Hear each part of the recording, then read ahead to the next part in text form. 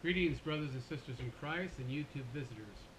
This edition, we're going to focus upon several articles under the heading of The Deep State, History and War, Reflections for the Anniversary of 9/11. It's interesting that today I had a friend of mine named David ask me what I thought about 9/11 and if I believed that planes actually hit the towers back on September 11th, 2001. And I said, well, I don't believe the official story, no. I discovered the truth about that early on in my Hollywood apartment when I saw the so-called second plane hit the tower. I thought for many years it was planes that hit the towers, but now after looking at some other videos and studying it more and thinking it through, it looks like they were holograms that took on the appearance of planes, but certainly a plane could not hit steel buildings without debris falling on the exterior of those buildings. But when you see the videos, the planes pierce the buildings like a hot knife through butter. No debris is falling. It just melted right into the buildings, which would be totally impossible according to many architects of 911 and physicists and scientists. So obviously it was sort of an illusion, but and also mass deception on the part of whoever was behind this. Okay, so let me just read some excerpts of my $400 a year newsletter. There's a lot of pieces of history here. I'm not a historian, but those of you who love history might enjoy this. All right. Hitler's economic policies were okayed by the bankers right through the war. ITT, Chase, Texaco, and others were operating in Nazi-held France as late as 1945. In fact, Chase in Paris was trying to get or acquire Nazi accounts as late as 1944. When we got to Germany in May of 1945, I remember seeing a bombed-out Woolworth store in Hamburg and thinking, what's Woolworth doing in Nazi Germany? While we were bombed and shelled, it was business as usual for big business. Try the Alien Custodian Papers, a Dutch TV production company from Amsterdam, under contract to Dutch National TV. Documents linking Bush family and other S&B members to financing Hitler through Union Banking of New York and its Dutch correspondent bank. By using data of Russian origin, it is possible to make an accurate analysis of the origins of this equipment. It was found that all the main diesel and steam turbine propulsion systems of the 96 Soviet ships on the Haiphong supply run to the North Vietnamese that could be identified. That is, 84 out of the 96 originated in design or construction outside the USSR. We can conclude, therefore, that if the U.S. State and Commerce Departments in the 1950s and 60s had consistently enforced the legislation passed by Congress in 1949, the Soviets would not have had the ability to supply the Vietnamese war, and 50,000 more Americans and countless Vietnamese would be alive today. So says Dr. Anthony C. Sutton of Hoover Institute and Stanford University. Skull and Bones, Hitler, the Bush Family. That can be found at activistpost.com, dated August 27, 2017. Who were the government officials responsible for this transfer of known military technology? The concept originally came from National Security Advisor Henry Kissinger, who reportedly sold President Nixon on the idea of giving military technology to the Soviets would temper their global territorial ambitions. How Henry arrived at this gigantic non sequitur is not known. Sufficient to state that he aroused considerable concern over his motivations, not least that Henry had been a paid family member of the Rockefellers since 1958 and has served as International Advisory Committee Chairman of the Chase Manhattan Bank, a Rockefeller concern. So writes Dr. Anthony Sutton in his book, The Best Enemy Money Can Buy, dated 1986. Neither had I any knowledge of these attacks, nor I consider the killing of innocent women, children, or other humans as an appreciable act. Islam strictly forbids causing harm to innocent women, children, and other people. So writes Osama bin Laden in his denial of responsibility for 9/11.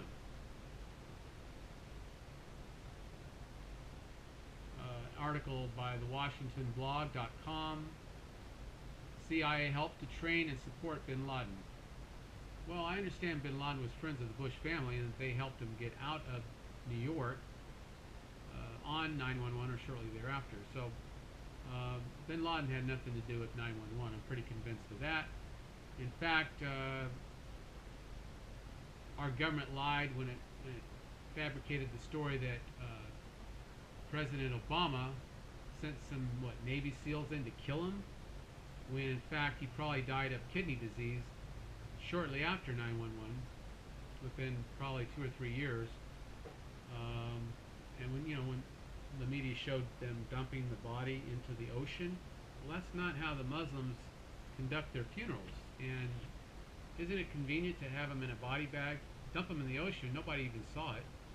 So we're supposed to take the government's word that this is the way it all came down, which, the government's lied to us many times in the past. Why should we believe anything they say?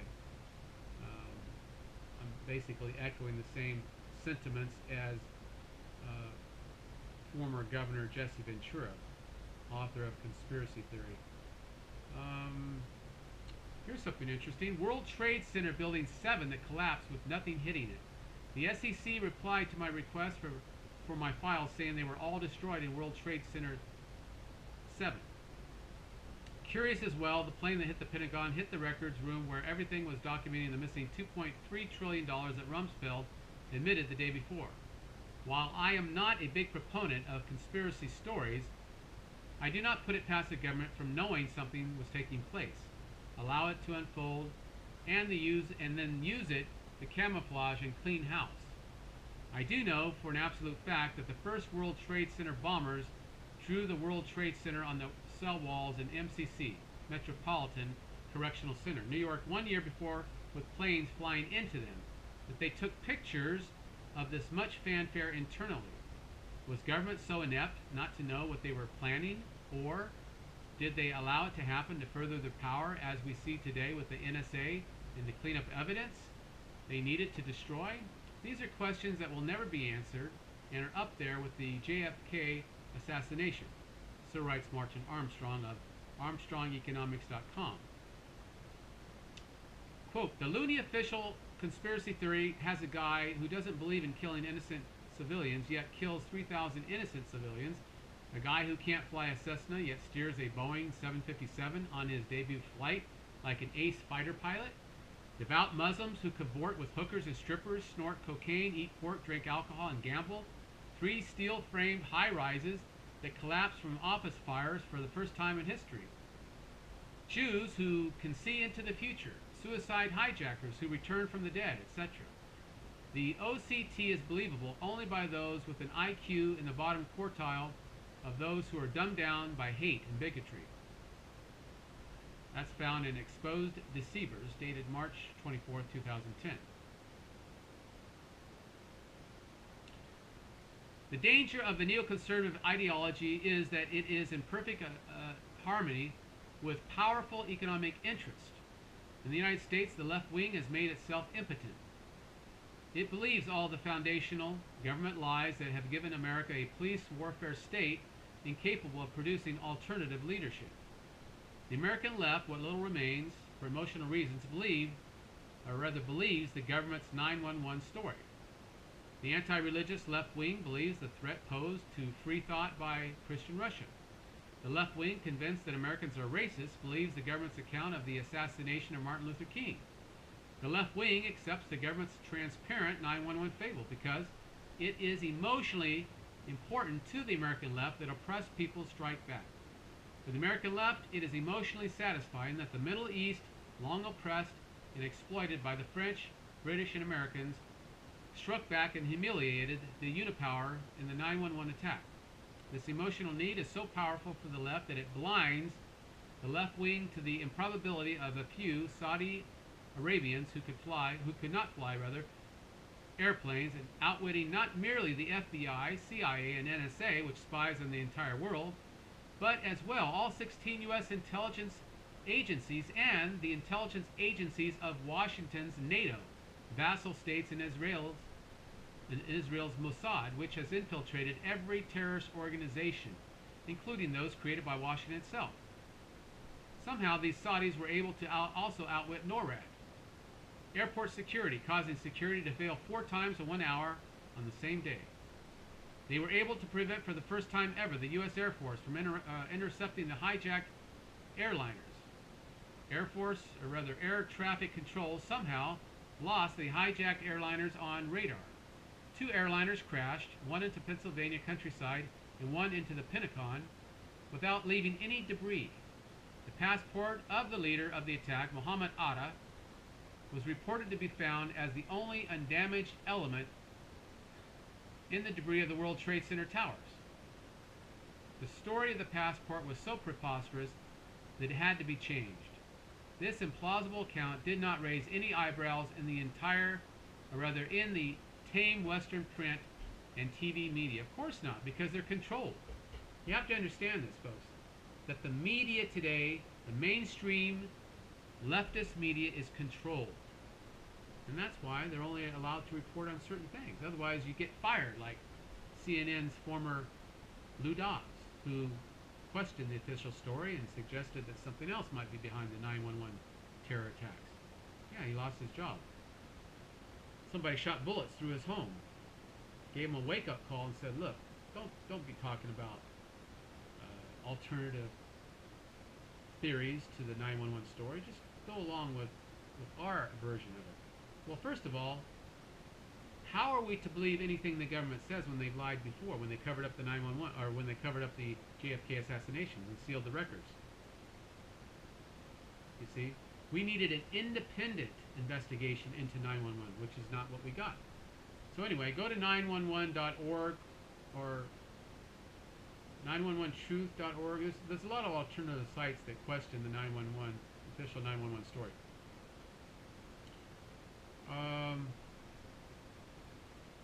I can tell you for a fact that if American national security had so totally failed as it is represented to have failed by the official explanation of 911, the White House, the Congress, the media would have been screaming for an investigation. Heads would have rolled in agencies that permitted such massive failure of the national security state. The embarrassment of a superpower being so easily attacked and humiliated by a handful of Arabs acting independently of any intelligence agency would have created an uproar demanding accountability. Instead, the White House resisted any investigation for 1 year, under pressure from the 911 families who lost family members in the World Trade Center towers. The White House created a political commission consisting of politicians managed by the White House. The commission sat and listened to the government's account and wrote it down. This is not an investigation. So writes Dr. Paul Craig Roberts, former Assistant Secretary of the United States Treasury for Economic Policy, Associate Editor, Wall Street Journal, Senior Research Fellow at Stanford University, William E. Simon Chair in Political Economy, Center for Strategic and International Studies at Georgetown University, Washington, D.C. I mean, the guy has a lot of credibility, all right? You need to read Paul Craig Roberts' articles whenever you get a chance. Let's see. Here's what Joel Skousen says of World Affairs Brief, dated July 3rd of 2015. Quote, "No nation has been conquered by terror. Nevertheless, just like in the United States, no elected official has the courage to expose the false war on terror, and so government keeps intervening, provoking, and staging terror, all in order to justify spying on citizens, reducing civil liberties, and diverting people from seeing the overarching real threat of Russian and Chinese preparation for a very real war in the future. Remember that one of the main purposes in creating ISIS was to take down the Assad regime in Syria. 3 nations, Jordan, Turkey, and Israel, are planning on making incursions into Syria under the excuse of creating buffer zones to protect their respective states from ISIS incursions. But none of these border areas are occupied by ISIS, but rather by Syrian troops or Kurds, which are fighting ISIS. The excuse doesn't make sense. What these people cannot conceive is that the United States and Britain have created ISIS and are protecting it while feigning the attack on it. It is tough to hide these anomalies, from the world, and that is why the United States often uses surrogates like Jordan, Israel, and Turkey. Jordan has a training base for ISIS on its territory, working on behalf of the United States. Turkey, that has been supplying ISIS in the north, not fighting it as they claim. Israel has also signaled that it could be willing to intervene in southern Syria in order to protect the Druze minority, D-R-U-Z-E, minority, in the country if jihadists or the Assad regime ever threaten the survival of the religious minority group in areas near Israel-controlled Golan Heights. Excuse me. It is amazing to me how they can always concoct some excuse to cover their evil intents. Protect the Druze? The Druze have been betrayed by Israel more times than I can count. The 911 Truth movement that resulted from the government's attack on its own people has increased the number of conspiracy believers by the millions. So writes Joel Skousen. What's going on in Afghanistan has nothing to do with U.S. security. This was a pure neocon victory, and that is why all the big name neocons are all over the media talk shows praising Trump. No wonder all the neocons, including John McCain and Lindsey Graham, are praising this speech. This is Speaker Ryan. That's a bad sign. If he stays in Afghanistan, for results, will still be deeply involved in no-end wars against terrorism that the deep state foments. We've been sent in for all the wrong reasons, like creating conflict, prolonging the war on terror, and taking control of the drug trade. It was never intended to be a war that can be won. Even Rex Tillerson has admitted there's no military solution in Afghanistan. Trump spends 2 paragraphs touting the bogus connection between 911 and terror, and shockingly ties Afghanistan to 911 terror, a total piece of disinformation created by the Bush neocons, who said Osama bin Laden concocted and rehearsed the plan out of a cave in Afghanistan. But Osama bin Laden had nothing to do with 911, even though he worked for the CIA. He died shortly thereafter with kidney failure, and the United States even had to attack one of the CIA's lookalikes in Pakistan to further the false narrative that Obama finally got rid of bin Laden, the mastermind. In the end, after repeating this false narrative, by the way, President Obama's ratings were really going down at the time that they concocted a way to increase his ratings with the American people. And this is what they came up with. To falsify the assassination or killing of Osama bin Laden. The deep state created ISIS and set them off against Iraq with huge numbers of arms and equipment that no natural insurgency could have achieved. And the U.S. refused Iraq's call to bomb those huge armed depots of ISIS before the latest war in Iraq ever began. The United States was responsible in part for the initial fall of Mosul by failing to attack ISIS and its massing of troops and equipment before and after the assault. During the battle to retake Mosul, the United States allowed the key commanders of ISIS to escape to fight again in Syria, since ISIS is the United States' justification for taking territory in Syria and never giving it back to Assad, unquote. That's what Joel Skousen, former U.S. Marine intelligence officer and helicopter pilot, writes in World Affairs Brief. That's another publication you might want to get. I don't subscribe to it, but I get bits and pieces from this newsletter, The Reaper. And but a former friend of mine, high school student who passed away several years ago, used to send me World Affairs Brief, Michael Benettes, and so he obviously enjoyed this newsletter and wanted to share that information with me now and then. And then writes the editor of The Reaper, Ari McMaster. Quote, at a cultural festival in New Zealand earlier this year, I was confronted by a group of white adult men, ages 20 to 45, who belonged to the Serbian Christian Church. These Serbs expressed how much they despised the U.S. and what it did under Clinton to their people and their nation. The Serbs were being overrun by an Albanian